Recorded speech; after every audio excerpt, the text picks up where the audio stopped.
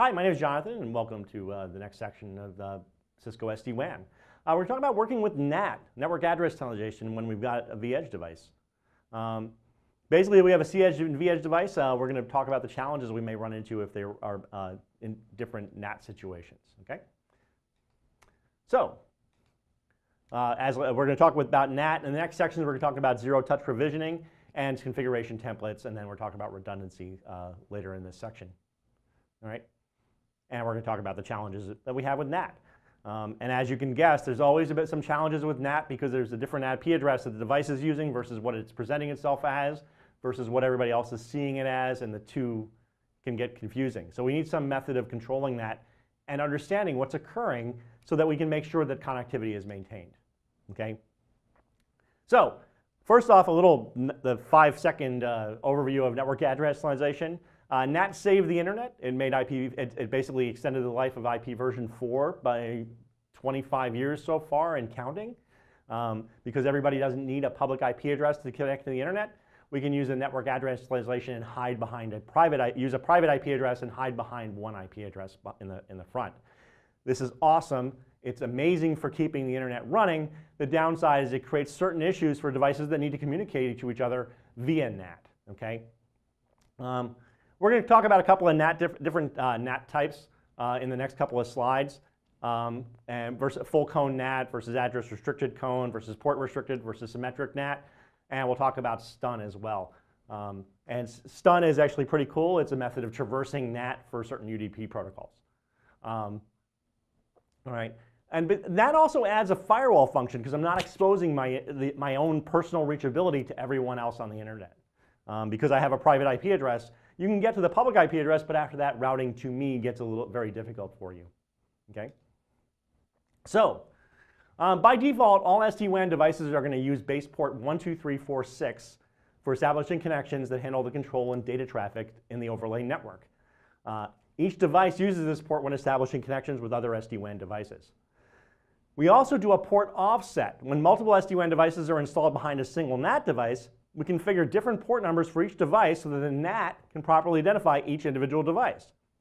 So if I have, let's say, 5 SD-WAN devices behind one IP address, each one will have an offset IP port mapping so that they're not all appearing as the same 5-tuple to the world. That IP address, protocol, and port, if it's the same, then there's no way for me to map an outside to an inside. Okay?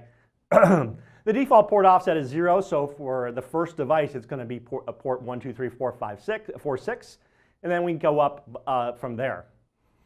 In the context of the SD-WAN overlay network, port hopping is the process in which devices try different ports when attempting to establish connections with each other if a connection attempt on the first port fails. So after each failure, the port value is incremented and the connection attempt is retried.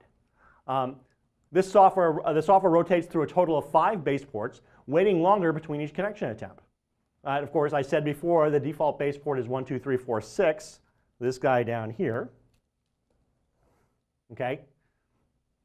Port hopping is done sequentially among ports 12346, 12366, 12386, 12406, and 12426. And then returns back to 12346. So if we've timed out on all of these, we're going to go back and start over. And we use this when attempting to establish those connections to vManage, vBond, and vSmart. We can also manually request a vEdge router to port hop. Typically, port hopping is not required and does not occur on these devices on the vSmart controllers, vManage, etc. This is generally going to be something that we really do for vEdge. Also, these are the ports you're going to need to allow outbound. If you block your outbound control connections, we need to allow all of these UDP ports outbound. I know a lot of PCI compliant companies are currently blocking outbound connections unless there's a business case. Well, lucky. We now have a business case to allow these UDP ports outbound on your network. Okay, so we mentioned a couple of different types of NAT. The first one I want to talk about is something called full cone NAT. It's also one-to-one NAT, which means we map an internal address and a port pair with an external address and port. Any external host can send packets to LAN devices behind the vEdge router by addressing them to that external address and port, right? So I may be IP address 192.168.1.1, I am a one-to-one, so we're basically equal to that IP. Whoops, let me cross that out. We have a public IP address for that other device, right? So we have a straight connection to it. We don't need to try to invent and worry about NAT. The other one is address restricted cone NAT. It's also another method. It maps an internal address and port to an external address and port. However, an external host can send packets to the internal device only if the external address has received a packet from the internal address and port first. So, like if you're familiar with an ASA and a stateful firewall, when we allow outbound connections, but we also allow the return traffic, if it's been initiated from the inside, this is the same thing, right? If the outside tried to get in without being first contacted by the inside, it would be blocked. But if the inside started first, then the outside can get back in on the return. We're basically looking for that established on the return traffic. And then we have port restricted cone NAT. This is basically a stricter version of the restricted cone NAT, in which an external host can send packets to the internal address only if the external address and port have received a packet from the internal port first.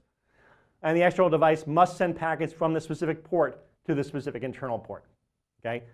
It's similar to the address restricted cone NAT, but the restriction includes port numbers as well. We also have symmetric NAT. Each request from the same internal IP address and port to a specific destination IP address and port is mapped to a unique external source IP address and port. If the same internal host sends a packet with the same source address and port but to a different destination, the NAT device creates a different mapping. Only an external host that receives a packet from an internal host can send a packet back.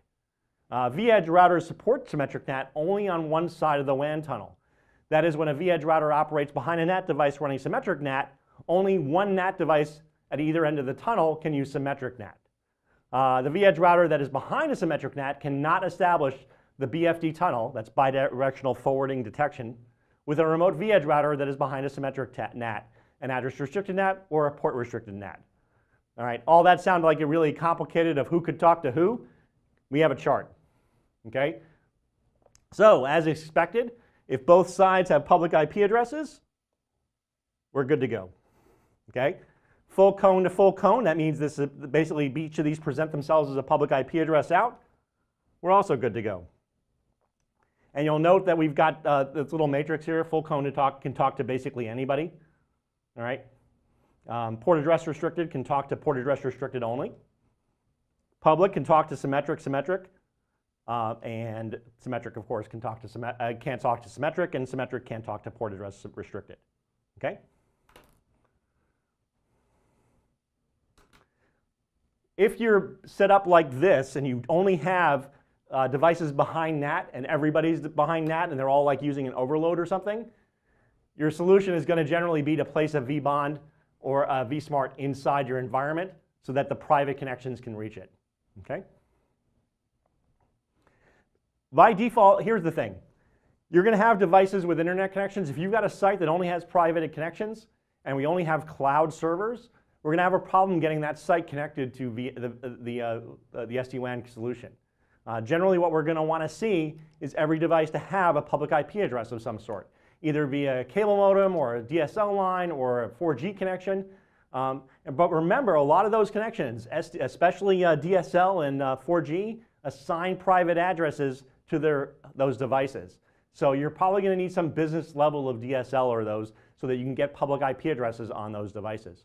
The best case scenario is always going to be having on this top row, having public IP addresses on every single one of the devices. But we understand that that's not possible. That's why we have other options here. Okay. Let's take a closer look at how this NAT detection is going to work in the SD-WAN solution. So vEdge routers always reach out first to the vBond orchestrator at startup. It automatically detects whether there is a NAT function in the path. So this vBond orchestrator is going to act as this stun server, that session traversal of UDP through NAT. And the vBond orchestrator receives a packet where the vEdge router puts its own address and source port into the payload. It compares the external IP and port to the IP and port inside the payload and determines a NAT function. All right? This is a fancy way of saying you sent me a private IP address and port, but it came from a public IP address and port, therefore you're behind NAT. Okay? So once that happens, the vLAN orchestrator informs the vEdge routers about how that NAT is set up. And the vEdge router communicates the translated address to the vSmart controller. The vSmart controllers announce the public address to other vEdge routers so they can communicate. In the example here, vEdge 1 uses IP1, which gets translated to IP1 prime. Okay? So when vEdge 2 sees it, this is what he sees. That's that public IP address through the system. Okay? The vBond orchestrator detects the translated address, informs the vSmart controller, and vSmart sends IP1 prime to the peer vEdge router. That way both vEdge routers know which address to use, and that can be traversed without a problem. Of course, this is assuming full cone NAT, right? Remember, both of these have static mappings, one-to-one mappings from their private IP addresses to their public, right? Allowing those UDP ports that we talked about earlier, the 1, 2, 3, 4, 6, etc. Okay? This works fine, right? Because both sides have static public IP addresses that they're pointed to, even though they have private IP addresses assigned to them.